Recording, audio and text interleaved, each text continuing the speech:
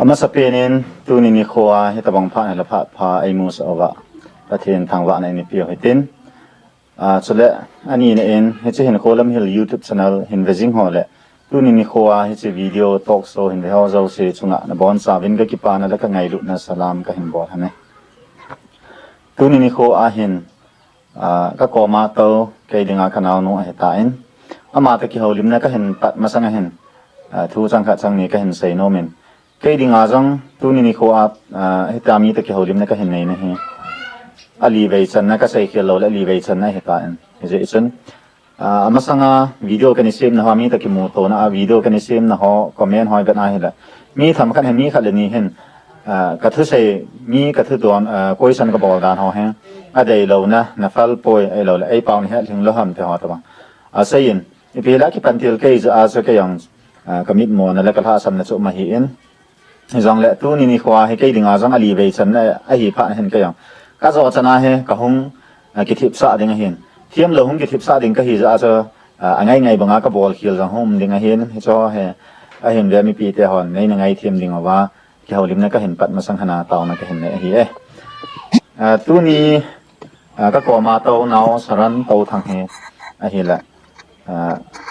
ama self in trong ki ball ma sanginเป็นยาวกันเห็นบอลลังอามาเฮตุละต้อยหอโคกิสไซตี้อาดิงาละสะละมากินับยุมตะขังดองสะเห็นคือปีเฮละละสะละมาละสะลัมดอลาเฮซ้ำสากิฮาวลิมนะก็เห็นในฮันดิงไอเห็นอามาจังเฮตะบังอามีตะกิฮาวลิมนะก็เสกเฮลว่าเฮละเฮตามีตะกิฮาวลิมเนี่ยในฝาเราไม่ไทยเฮจะอามาจังดอนบุดดานห้องเทียมเราไม่ไทยก็ยังคือดอดานห้องเทียมเราไม่ไทยจะอาศัยไปห้องจังในนะเฮเทียมดีว่าtàu này cái hình này hiện tin tuân cái hậu liêm cái hình phật là thấy khẳng định in amasain ama chân chân thu họ hình đồng masai nhé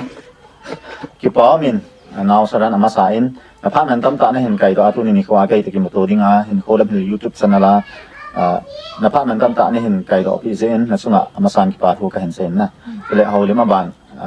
hình giống cái là hình amasain năng mà cái mà lệ mi pi hình về họ hiện định năng mà chân chân thu sắm lâm tên na mini pi ham na nu na pa min pi ham na chen na ko hoi lai ham to na chen na ko min pi ham te ho sắm lâm tên na hin sei pi obin lang chen na ba na chen chen na hin sei ma sang chen som san sei be ke lang tu ni pa ka sei banga cha mang tok so ni ta ki mu to na ha ma sa pi na hong hi ding za nom ta ka sei ki han la ka sei pa han hong ki pi phalat sa ding hin nom ta ka hong ki holim han de ti yang se mi pi ho an de ho he ding a ka hin se hin din tu nang ma chen chen thu sắm lâm tên hin sei pi lo cái kịp vậy tôi nghĩ tới bằng phải phải một số và hiện giờ ở Việt Nam cái thằng vậy cái hi là Saron Hatneiching Touthang cái hi cái ba mình chơi là anh Samuel Touthang hiền cái nu mình chơi là Jenny Thiam Touthang hiền ucha mili cái hi viên numeni pasal ni cái hi viên cái tạ pen cái hi cái hồ chơi là mua gió là hiền và atam gió cycle trong thì ngã có siêu về. Cái bảo mình chỉ cho Saron ako na ama chân chân thu hiện dinga kilom ini hiện khom nào hi chân sẽ hiện tin chỉ cái cả chân cần nhau khăn hiện dập đẹp kết lang ama tua nào Saron cái hình cái mù pinu he tu mà sang dập akan cái mù pinu niam đây Touthang anu nga sunga letter muzau lo nu ta cái hình quay ini cái hậu liêm piu ama asan nu ta pen nu sa ta pen hi kinin cái chân ini hiện ding và cái hình sẽ hiện tin bạn quay sang hàng sal pe hiện ra năng mà self introduction hàng cái bọn sen education background là nên sai con na bữa đó he le khan sim na lai am sim na lai da koi lai school a isan na sim tam cho họ hiện sai pi ba tu cũng 12 exam copy in na lana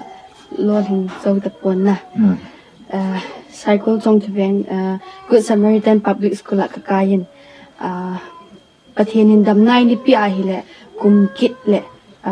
กันปีถาคิดเลยเฮียที่พอมันรอน่ารอถึงรอไล่บ้างส่วนหลงยังในปวนโควิดแหละกระทาปีกิจขนาดเต็มนะที่พอมันมีตำตาขับเลยรอสำนึกไอไปให้ตาจะเห็นโคจีสบายไปอย่างมีตำตามีปีแล้วนั่งโควิดปีกิจดิ่งลุงนักยาหาเทียงสักเห็นกี่ปาปีเอ็น โหเวลานั่งจังสร้างแต่เอ็นมักสร้างแต่เอ็นรอเห็นเห็นในอินพีเช่ก็เห็นใส่โนมาเห็นจะและอาทุมนะเห็นและสัตว์ทนมในหีตัดทนินและสายนั่นเนี่ยว่าเป็นอันของถนนทำนะไอ้เห็นเราเลยตู้ถ้าเป็นอันของเล็ดดอกนงานะถนนทำนั่นเนี่ยว่าเป็นอันเห็นนะของถนนเปะฮะและสายที่ละกันเนี่ยว่าเป็นนินก็หงถนนเหมือนนะคณะเสจีนันนี่ทรงทวีงก็หงมาเป็นนินนะอีที่เกี่ยงละสายคงละสายคงเก็บเป็นนินนะตัวฮิจันคงเกยไอ้เหี้ยเลยก็ป้ามันบอลเปะถนนขยันซะอามันไอ้ดอร์ขันอันนี้นะอามาจะอาศัย example ก็อาศัยที่งา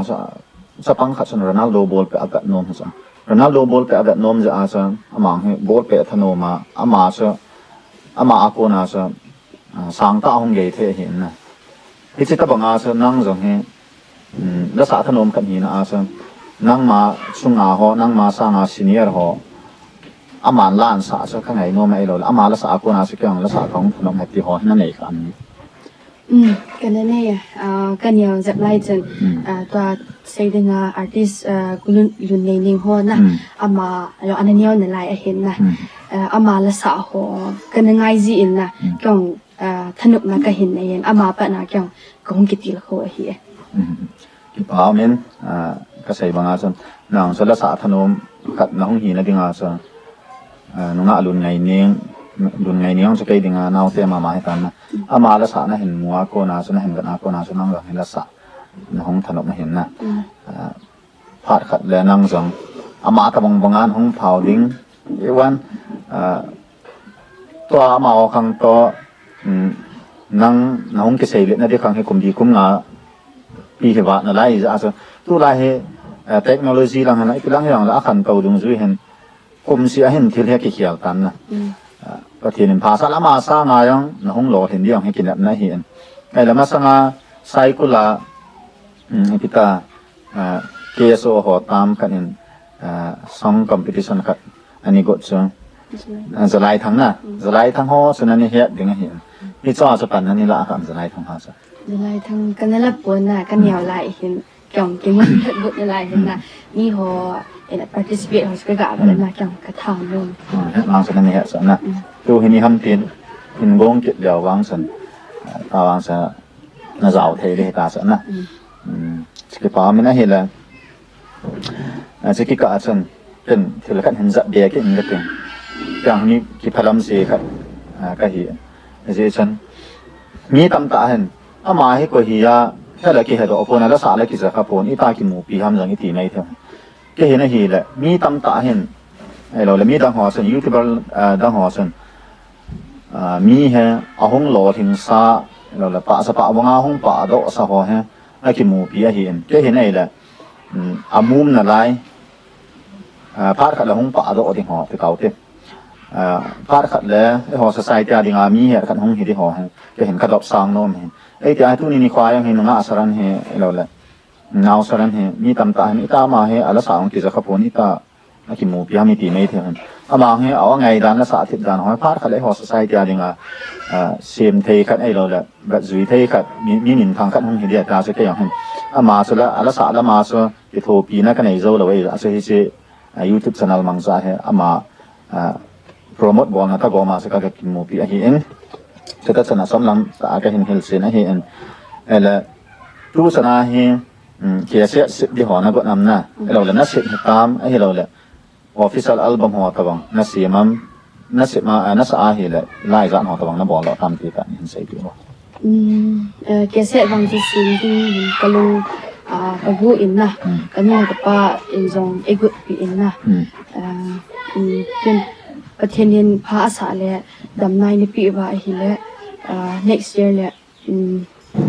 เขียนเสร็จให้กันสิบลิงไอ้เห็นนะ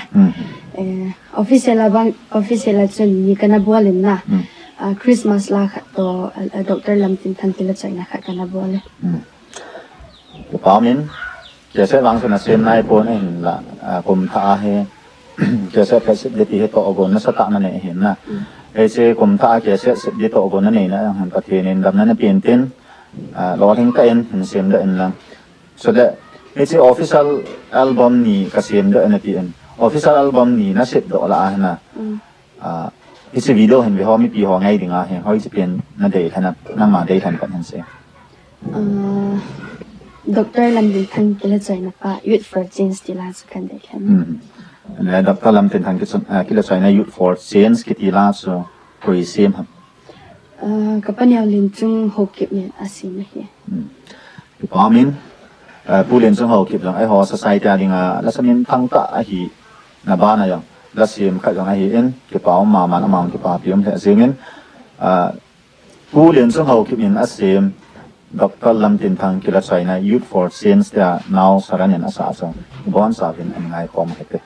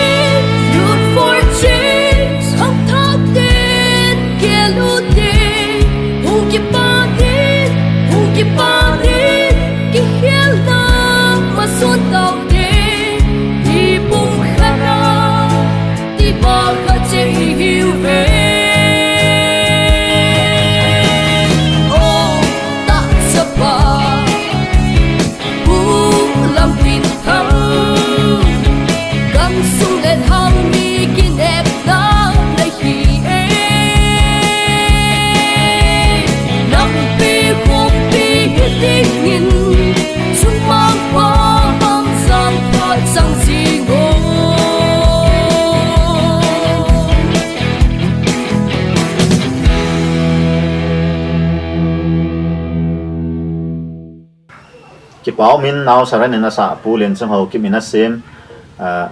pulang tintang kila choy na youth for sense kitila si iningay ko mo to tanin aban hung sal kin hitin ela abana hi nalasa ho la hinibaw na sip na laiwang hin midang chen he lo de hin ken wang ka he na life ana sa na yang mi la na sa na hong Mary Vai pe hoi lo le na ulun ngai ning la sa na midang dang la na sa na ho yang kanisa khatan life ana sa na hong ka to ka thau ta ela nang he nalim talom lo hin nalim aniaw wang hin o he akikap zal jeng sang la sa na hin ka sei khi lawa he la ngoi sang hin la sang hin na sa thein na la sang hin na sa thei dan min program na chi na ho ai lo le live ana la sa na ho ka ben hin na tam zo he la sang na sa in ele he ta la sang na sa thei na ho he na o he i chan gya na ngin practice na ne yam na i chan gya na o he sang la sang sa thei na ding a he i chan gya hin o he na simam ti hen chom sa hin se lao kyong kayong lanim sangin na la sang zo he kasa numi la sang zo he kasa numi na ka o kasim o ba ka hasim pon na e bang kha be be le ka loi ho to jingka mata la ki thoji bin na tawn mana ka chi chai phat yung le pt ka chi ji bin na ko o he ka peng ji bin ti che ai ji ti se hiang na ki pa mi nei la o hen ha sip lo ti na hin na o ban ha sip lo wa hi chan ge ya he la sang ta ta na ulun ngai ni hon u Mary Vai the ho la sa lo la dang dang ho la sa sang ta ta ho na sa do the ya hi la ta enjoy ngai la yong se youth for change pulam tin thang ki la chai na hong sa sang thawin e che ho la hi chan ge cha na sa do the ya hi la na o hi practice in bol la chan phata en na o hen sim la chan e che sang a chan hong na sat kit ding ki na ma u min na ni pi la koi sana ban hong sal kit han ipisi ana hin na gospel la sang he love sang sang he gospel la hin na chu sang ti dan cha e ho tu la ta ga ba ding a hin love sang lang he nu me love sang lang sa he a wang hin koi ma ke se ma la sa zom he pon na gospel lang he le ite sai da ha gospel lang la sa he nu me la pasal he la atamin tu la tu hin na ipi ding a cha love song lang sang a he gospel lang he na than ham ti than ni hin sei chem pi wa se te ni ki ka mi hi ama thanup lang he na ke wang chu pathenin na hin si ma na ama en la sa theina ipi hi ama dinga mangcha jing theina dinga na ama lopi na ka phon do theina dinga he na ka o he ka man cha pathen la lang zo he ka chu su ai ki pa min sa pang sa nai wang chen na su pai the yengen pathen in na pi khang dong hin ko sam sa inei sung wa he pathen in na pi na o te ho he na o nei sun he pathen wa chai na dinga kamang chano me ti sa hi na na nga ko na yang to hong khang len ding tong ki sai len ding nga cha pang go hang cha pang za nam kan ni che na nga nang lung dia ka bang hin ne han lang o nei khan don hin ko sam sa nei lai sung na o ngai na he pathen wa chai na ding in mang cha zom jing le ti he to hong khang len a thang pa sai dinga o ngai kitila la sa langa lung du ho ta ka na la sa langa lung du hon jong in ba le kitir ko na nei in tin ala ban hong sal kit lehan e tia mi tam ta he nu la pa tam ta hen asa te he ka chan nu ka cha pa hen le kha hen simin tin school high school pha kai sa ing ting ni khat le service government job hen nei ding kai le apa thabei nung la na te anung le government job hin nei tin cha cha kai ni hin op tai ba tha ti mi jo se nu la pa ke ya se hi pon na nga se hi pon e ho society e lo la thang pia mi jo se nu la pa lung gel a hi ding ka ta sanin na e la hi chi ki ka a he nang he la sa ana lu ta sa la sa la nga hi na chi ta sa e la hi chi ki ka ai family support na na mu am e lo la nu la pa te chan la na sa na zina chai pia ba din na ti ham e ho society adinga ga se dinga cha last a in chen sip ding last a zip the kal cho ding last a in sung ba tikiti so ha sa hi so na aji chai hoi population ang irom na layo bin ka sai ki lawa hela not more than 10 lakh sa hin 10 lakh sang i pha lo me thio hin i pha ba hang ha li 10 lakh sa hi dion ela population 10 lakh thing lo la la sa sum lo ding in chen sip dikiti cha it's a very hard ti sai da impossible ta bang hin lai so ela hi chi ki ka a he nu la pa hin boy la sa da yeng na la na sa ipia sum hola jina sa ba din ti han te ho ta ba sai kam ala na la sa he family ko na support na hijilang kakipain na. La kasalang kanula kapako ng support kapasangin na kanu inzo iha support na kachila kabana azong kanu in ilhan pizingin na lasa kachizi phate yung le kanu in ipilo le na ipi kahin ko anu mozi in na kanu to kakilhan do azi a hizi chen na ikyang lumnup mo na khat kanai zi in na lekha simlang pang hi kayong lekha lang hin kaha but pun na lekha lang hi ibanga kanila kapain kachila kabana azong kanu in ipuyin kapa bang ko abui sa ji in na ko kasa ko in ibang kapa so o ni le gare ni tha ji chu ko ai ji la ka sa ni ding pha kanu in ipu ji ji kon eman hin puilo ni pha ting le kayang kahin ko anu mo ji in na ka ka ni ji in na lekha lang bang so kabut lekha lang kabut kahabut puna hizong ka kanila kapain support na zalin na lekha lang sim has asang lang sim zo the lang central nung pass phat le nurse training ham ale pharmacist han phat be na ziline 80 han kyang chika la chun lak anu in chika la chun part time na la sa zong le na boji ding a he ta support kam mo Paumin nu la pa sing ta na ni nanu la nang dang nanu la pa sa kai dinga ka uten ni kan na ama ni ang si video la pa le han nan ten nanu la pa ke nya ka uten ni chunga ya ke pa tu ka hin sayin chan nu ela na nu saran lo na anang ni na support han jen na sa lung yang ne ke man jen nang ni chunga ya atum da en ke pa tu ka hin sai ke nen ala koi san ba han sa ke la ka sai ke la ba na tu hin de 30 han nan la sa ni na sa nang ni he ni tu cycle han the first cycle idol kitina la sa competition ka han go mo bin cha hen a price on the high the jing ka sai ke la wa the first 1,50,000 in second 1,00,000 in third 50,000 in na la top 10 hung ro siam sabona 10,000 each p ding a kiti na amun he ni la new cycle lang pa kon akilo ka chen sa ta pon ipi la chila he la sa khan lom kan ni na chila he zaw ding a ki ko na zaw ding a chen kyong kan in tip ka tha mo min na kan do in support ri chen kyong ka tha anum be che in na ebanga ka vet le official to album sim ho zaw thei loading down ke sei ji chen na ke ni chen pha album thei ka poi na mo le yam tin official album ni chen ni bon ya chen na ya te ni chen na ai pi le ama ke wai mo te de pon a je se thil ro se ke bola he da dan le mo lo so ke na ni sa dan pa chen nan chen ni phan lo ta te na je chen album sim lo de official album han la ke se na la sim phan lo ki ya chen na official album ni ni se pa ta ya sa na ni qualify ka lo ta ni yang la bo ho ya bo lo ti mo yang he pon nang la ta se hen la je chen ma sang a ko kum tha to ogon ke se de to ogon na nei je is zo ha fa ka san nang na nang jang ni ke se na ma sang a kum tha ke se na se de to ogon na nei na hin nang jang pha ta en na thei ta min hong ki ti lin lang ke se ngai ta han se min lo thang ta hin sem da ti so ke ma sa ko nang ka hin se no hin ten ai la official album ni ka sem da ni tin kha che ge len zon mi pi ho pa in ngai kom ta vin an ni na pa he se pa tu mi pi ho ta ni ngai kom ke ni tin na ai la che he ta bang la ham ko i sem ham ala min hi apin tai ki ti na la sim he le ka panya ri choi ho ke ma la sim pi ki pa min pulen sung ho ke enjoy se ma bang bin la sa hi ke mi lo ni la sim zan hin ta la to now saran official album ni bo la ni ama ta ani se ma so hin ani ta he je chen tu in ani chan na ding in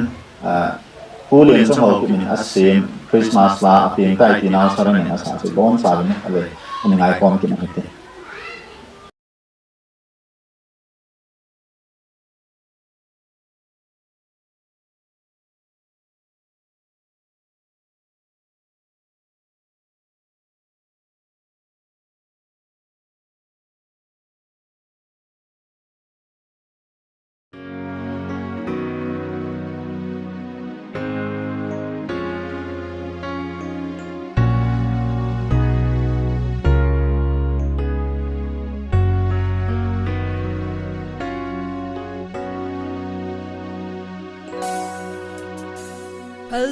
San đập gian khăng lain thằng vana si va hoi chu Bethlehem bong in hang chu lâu pi ta in a hin salva so e kapagai no ma azana mun chu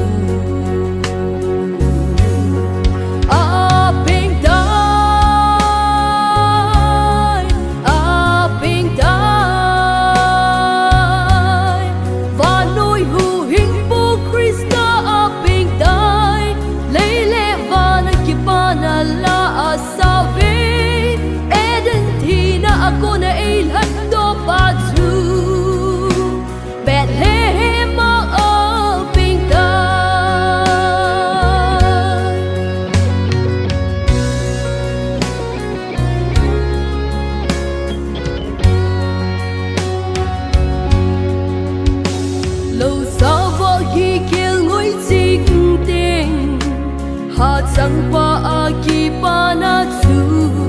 lung gili asang uve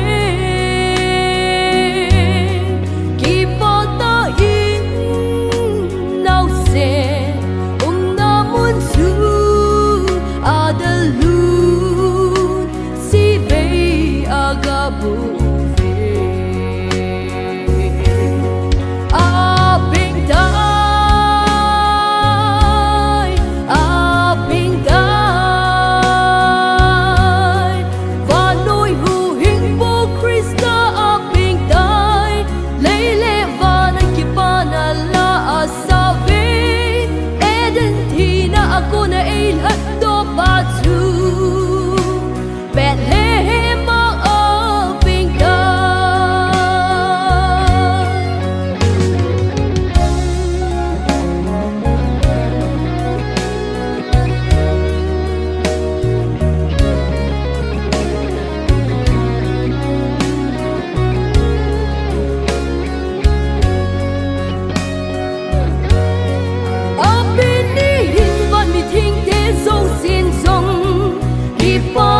Zayla tha nge asave hallelujah amen aping dai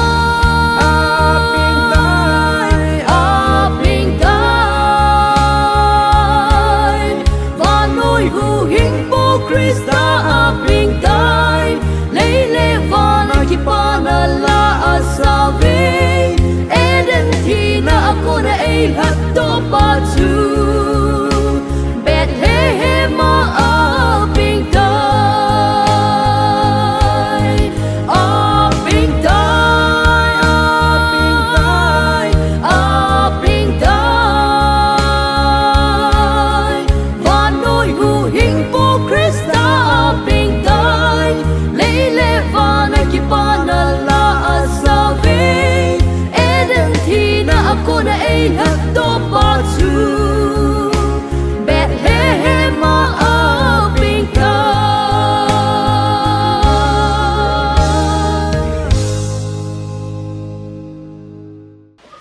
ki pau min pulen sung ho ki mina sem naw saran na sa Christmas la aping tai ti bon sawa ai ngai kho matalhanin aban anin sal kin hitin la sem pa nga themin asim hoyin asanu yang athemin asangai the yengin amani sungayong avialing ti patlu ka hensayin tuna ban sal kit lehan esa lasana lasa khat hi na a he kai lai competition ho tawangan ni jaw kham ti dancer khosung lever han lang hobung lever han lang nang ma association na lever han lang elo la ai ho society sung hiyang la itabang competition a he na ni pan kha am ti he nin sai pi wana pan kha na la cái hồ về nga cái nhiều dẹp lại cho icon khát nó bol với na làm phải rồi lại trên final trên cái đó in là ai vào nga cho cái na giao đầu tập quân abanin Gambi number 3 trong thu sunga hin na yut te lam kai ho mama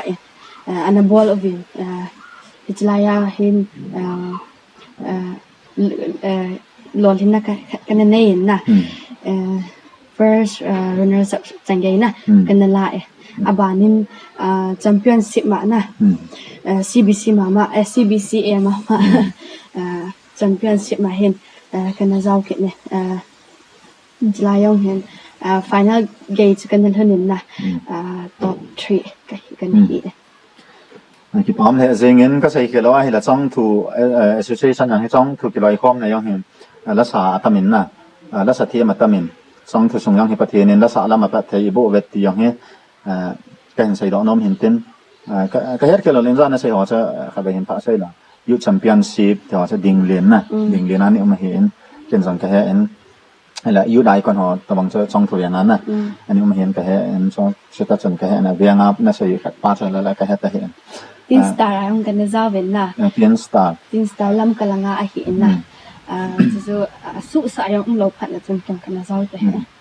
tin star kiti so hetia competition mong hai ola competition mong a zaw num chan za su sa ang tapoi ti dan sa ipiti do na I third first round to anu min na second jong anu min a third na pa na ju kyong te ha tapoi ai pi sa hela ki paw min na ga zawin competition mun thum mun lia hanang zawin pachan na runners up ti chan ge yong nan la na ki paw min a hela la sa khat long chui ti do ha ti lo da kyang ka confuse na line na ai pi sa la sa khat ti taw ten ai chanang he masang hin ko la salama hong chi di khat na hi je san tu a he program itabang na neyam ai lo la kiem ho tabanga ai lo la mai cham sit na lang itabang hyang la program hi tabang bang hi na chi kha tam ai lo la program itabang bang na la kha tam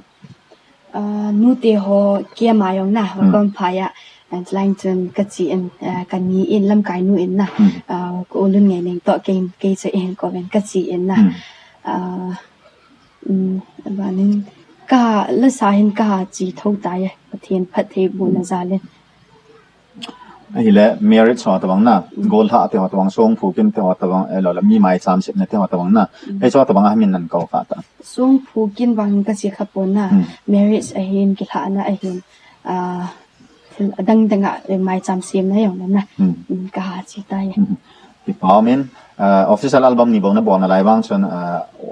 la sa a hin min na ha ka na hin ha kon order jang na ha moi ti so ya ben ai la tua masang a program na itabang bang min na hin ko na chi lo lai ta chai la min na hin ko na ga chi na sa ho I say hin na ta hai la program itabang bang min na hin ko wa na chi lo lai na hi izat ho tabang na ne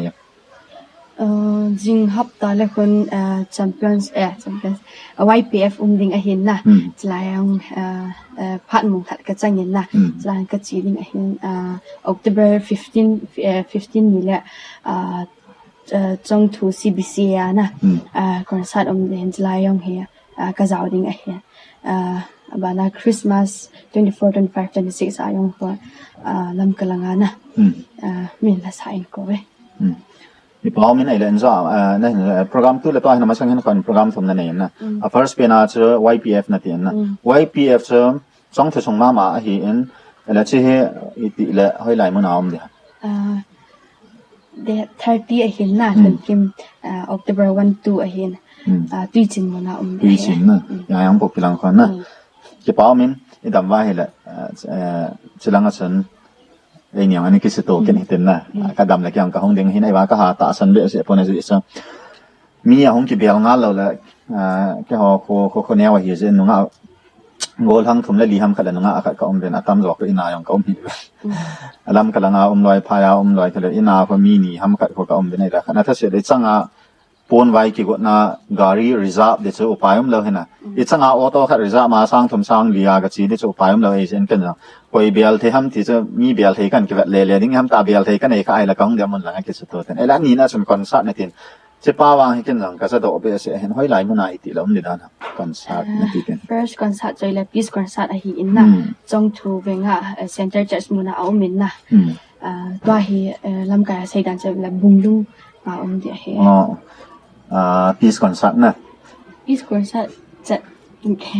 concert mo dia che a se open am ai la le peace concert ti le trong thu sung he pasal lalboy youth lam kai youth chairman pana youth secretary na ama ko ho trong thwa dinga youth secretary hi en aman peace concert ti khan agot ji cho hi chu hi diham ka ti hen pa cho ai point na chi pa che lo bung lo ho mong in open agot na ai ho gambi number 3 sunga na ama sa assembly ne ki ho na wa chana ana zaw sa kha ji wa chu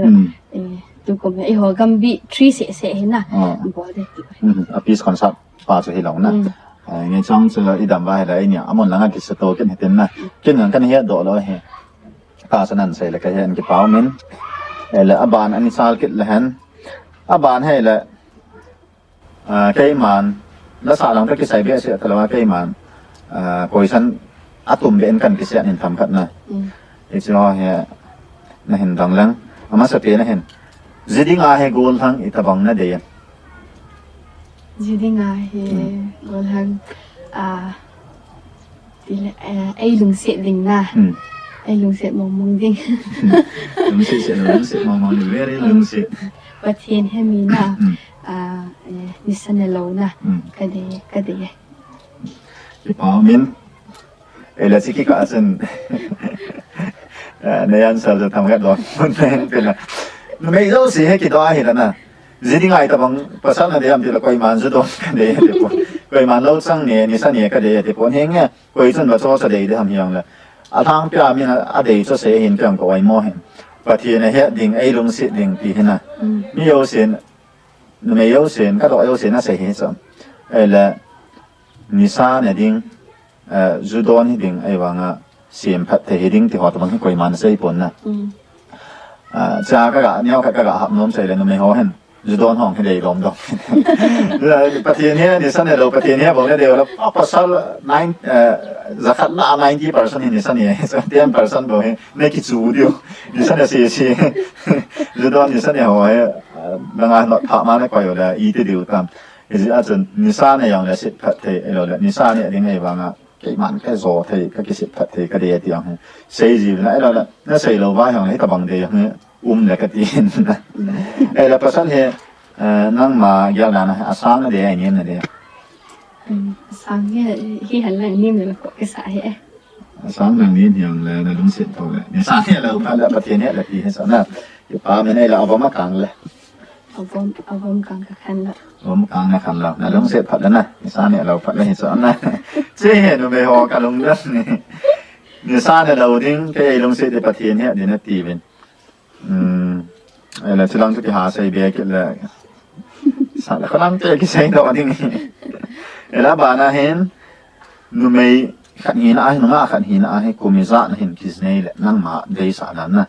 năng mà xây cho adi này pun năng mà nó để sao đàn phải cũng mới ra nó hiền cái này là nè cái nó là các bạn rằng ai để sao thì là 25, 26 mà hi lang pia na 26, 27 na zinay na kilom ka sa kung nasa kaya 26, 27 malay inu ipate kang lahi labang san 26, 27 na sa group sa gibi inu te ipate kang sa sayla na tabala no mayang kum som ni ha la cool jing la na ita pi la tulay kang aling 26, 27 hong so ako apon na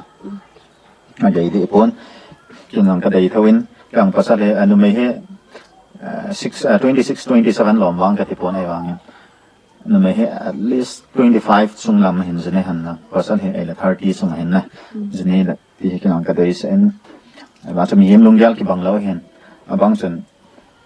kum som ni la kum som ni la noy la ma zine de yang som nantin ela ban ko isang sal kit lan ay mi sunga ding pasal he no may he la gospel artist wala ay ko hina ngay sang pina ang abuang din kagay sang su kaya na ala sa ngay thayen ay wa nga kin kahin kwa ka de sa pian chai la na ka u ngay hoy ning ngay ning ngay hoy ning